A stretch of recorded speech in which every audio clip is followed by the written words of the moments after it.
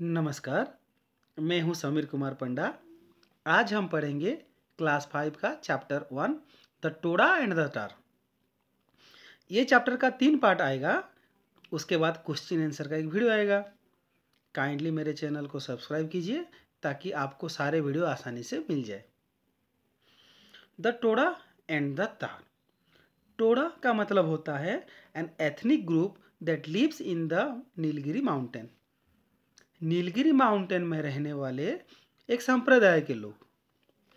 और तार होता है एक goat like animal found in the Himalayas. Goat जैसे दिखने वाला जानवर जो हिमालय रेंज में रहते हैं। ये जो टोड़ा लोग होते हैं वो पशुपालक होते हैं।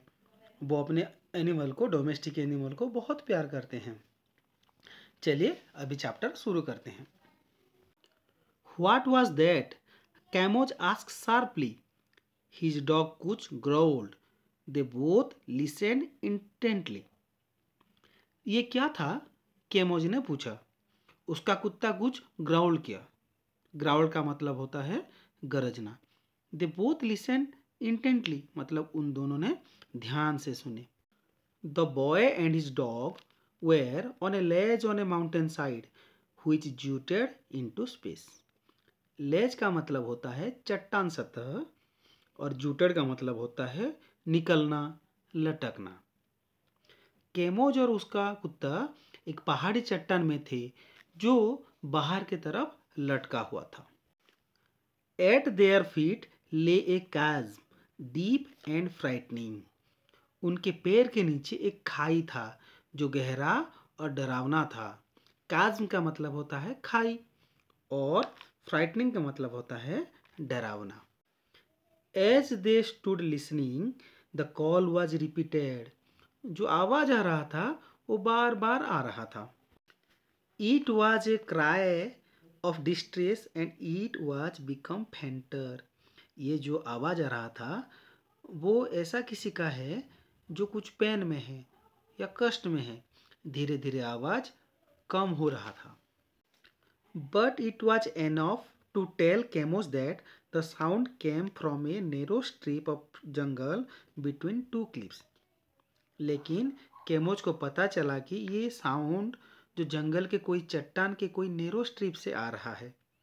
नेरो स्ट्रिप का मतलब होता है पतली सी पट्टी। Kamoz closely followed by Kuch rush down a steep rocky path towards the sound. Kamoz और कुछ साउंड के तरफ बढ़े। जो जाने का रास्ता था वो ढलान वाला था, पत्थर का था। He had to be careful. One false step would send him hurtling down the precipice. Hurtling का मतलब होता है मूविंग वेरी फास्ट और प्रेसिपाइस का मतलब होता है गड्ढा। उनको संभल के जाना था। एक गलत स्टेप उनको गड्ढे में नीचे गिरा देता। The small would they enter was damp and dark.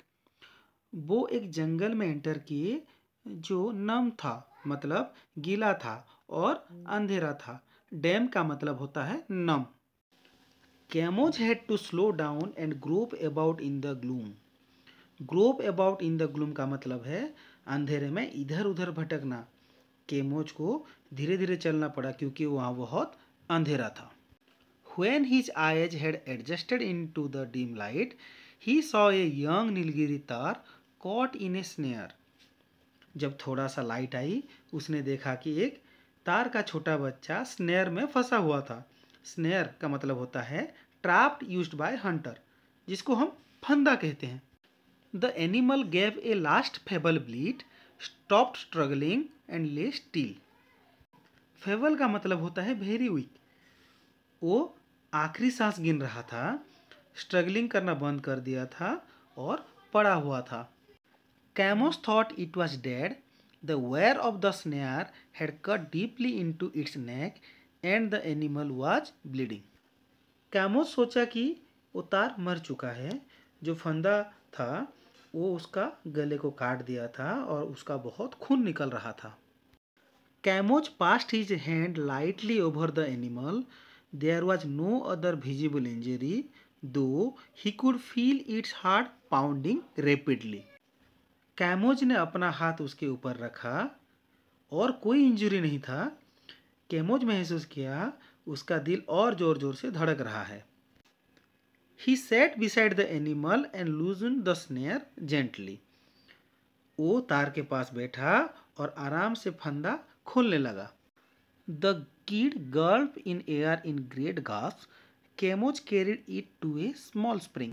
तार का बच्चा जोर जोर से सांस लेने लगा।